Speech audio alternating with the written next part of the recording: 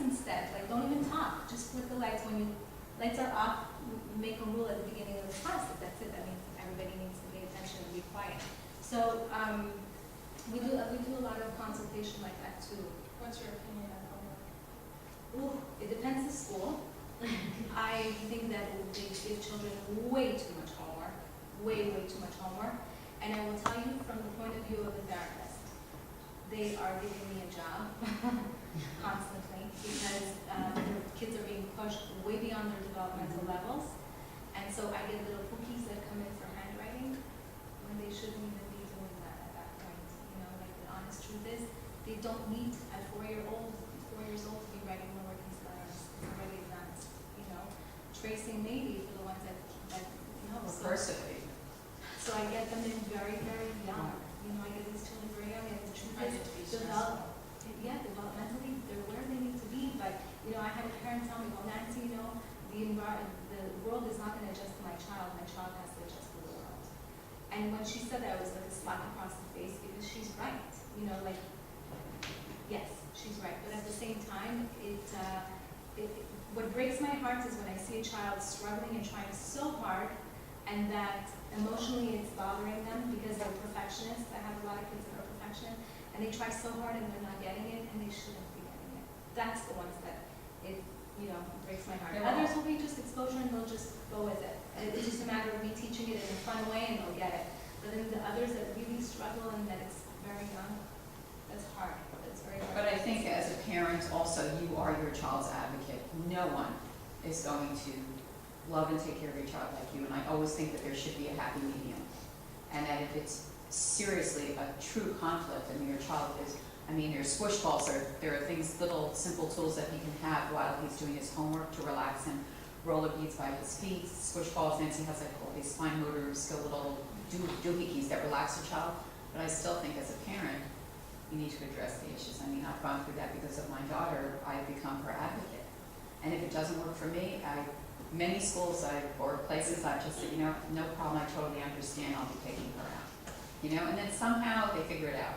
At the same time, I have to tell you that when I do have children that come into me for fine motor skills and that I can only see them after school, and so I do homework with them because I want them to not have to do homework after I leave, I usually cover within an hour session all their homework. And then the parents say, how did you do that? You know what? Do a lot of games. I sit down with them. Let's say we have a page to do. Okay, do 3 of them. We're playing a game. All right, my turn. Okay, now another one. And it flows like this. And they're like, oh, wait, hold on, the paper. So we can do it in order. All of a sudden, they're really involved. It's not like, oh my gosh, I need to do all this. And then they shut down. Last night I had a kid that had to read a whole page 3 times, and he went like this. Like that. And I'm like, Sammy. And he would not even blink. I'm like, I'm not here to stare at you. And he started laughing. So they'll pull anything they can. And it was like, my stomach hurts. My stomach hurts. I'm like, yeah, mine too. Let's get through this.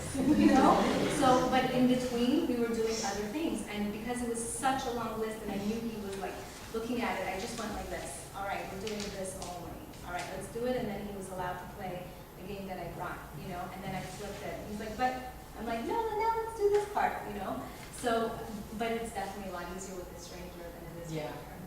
Have you seen anything, which this is a little off topic from what you do, but with homework, like, because it is a big deal. But then it's what you said too. There's 1,200 kids applying to ransom, and what do you do? And they have 4 hours of homework there. So, but my kids, I sometimes see it stressing. Have you seen anything work from your role as like giving it all on a Friday the week before on a Monday, and then they get to do it where sometimes, because like my thing, it's 5 days a week or 4 days. There are days that, for whatever reason, the kids just either can't or they won't. And then there's other days where it's going better. Right. I think that what's nice is when teachers give 1 day a week when there's no homework, and so they're able to catch up in advance with the kids. Like they give the homework at the beginning of the week for the whole week, so the kids know what they're getting. And then 1 day of the week there's no homework, so that if they need a catch-up time, there's a catch-up day. You see what I mean? And And, I don't think a child should have more than 2 hours of homework. Within the And our school. policy, so that Yeah. everybody knows. Right. We're changing our whole schedule. It's starting in first grade, it's 10 minutes per grade per night. So if you're in third grade, it's 30 minutes per night on average. Right. 30 So, minutes per night? For third grade, it's 10 Okay. minutes per grade per night. So starting in first grade, it's 10 minutes. Well, I think just the point that you also, that the children exercise 3 times a day, I mean, you get it. I mean, I haven't known one school that does that, not one. And my daughter's in a special needs school, and they still don't do it. You know, they have PE every day, but once a day. And with the homework too, we ask that parents set timers. So for that first grade who has 10 minutes of homework, they can go to 15 minutes, but at 15 minutes, say time's up, and the child will not be penalized in any way. Simply write a listen to the teacher and say, we did our 15 minutes of homework, and no penalties. I think that's very important because, you know, quantity and quality. Quantity does not mean that they're getting more knowledge, that It they're is- exhausted and they're like, ugh. It is, Nothing's going in. It's all about the quality. For example, they have a math lesson, we don't ask them to do 25 math problems, you do 4. If you can do 4, you can do the other ones. Right, right. No, I think.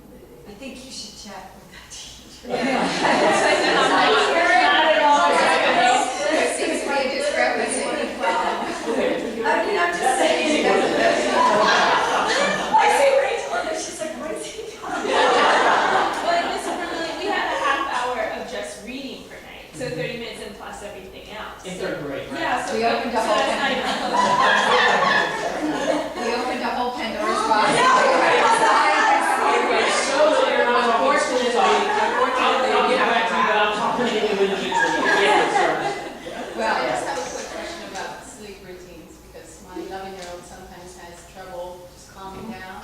So an hour before bedtime, we do a whole routine. But someone told me that putting in a lamp with, I think it's red light or black light, helps calm their mind. Have you heard that? well, red light, I mean, children in this spectrum, many of them see pink. They're calmer in pink and reds, but that's not proven. Why don't you send, Nancy will answer that. If you want, email me a picture of your son's room. And maybe I can just tell you in an email what I suggest you do. And then she'll tell you now. I think Occupational. actually routine works really, really well if the routine is exactly the same all the time. They help them wind down, you know, massages help after a shower or bath, you know. It doesn't have to be a full body massage, you can just get lotion, and with like deep pressure, just get the arms, and just get the legs or the feet, or just the arms, you know. Get into that kind of A weighted slow blanket even routine, might help. Weighted blanket. Weighted blanket will, I mean, this thing is a miracle worker. Yeah. I'm telling you, like I have parents that tell me, can I put it over my child's lap when he has dinner? I'm like, put it anywhere you want, you know? And it's like, you know, the little kids that are always running around, a lap pad over the lap when they're having dinner, it works wonders. It's very grounding. But you said a magic word there, you said routine, and that's Yes. what children thrive on. Absolutely. And if they can have that same bedtime every night, and if they have the same wake up time every morning, they do so much better. Yeah, yeah. Thank you, Deborah. Thank you so much, guys. If you want us, we would love to talk about even like kids